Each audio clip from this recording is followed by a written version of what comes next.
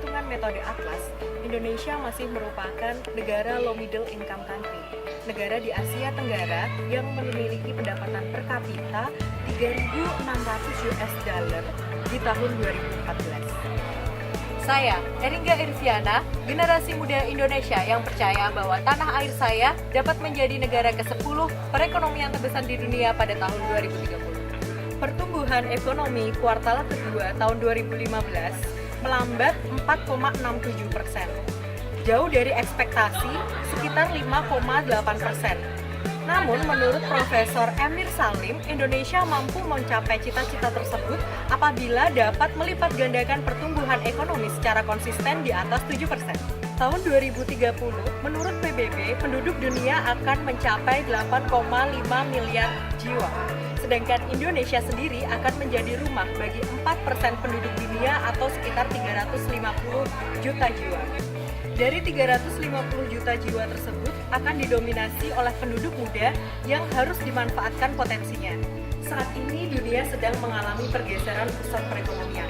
Hal ini disebabkan oleh Cina yang mulai menyebarkan doktrin maritim jalur sutranya, Amerika Latin yang mendominasi Amerika Serikat, serta Rusia yang mulai menjadi pengimbang di Asia Pasifik. Dari dalam negeri, kemelut politik dan bencana kabut asap turut mengganggu iklim investasi. Tekanan dari eksternal dan internal atau biasa disebut dengan sandwich effect ini dicoba diredam oleh pemerintah dengan 5 kebijakan paket ekonomi. Pencapaian Indonesia saat ini bisa dilihat dari laporan 1 tahun pemerintahan Jokowi JK. Sedangkan untuk jangka menengah hingga tahun 2025 bisa tersaji dalam Master Plan Percepatan Pembangunan Ekonomi Indonesia.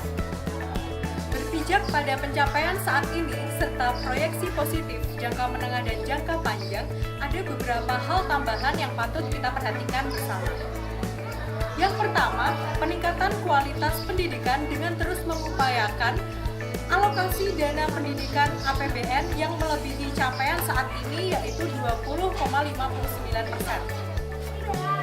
Yang kedua, manajemen urbanisasi yang baik.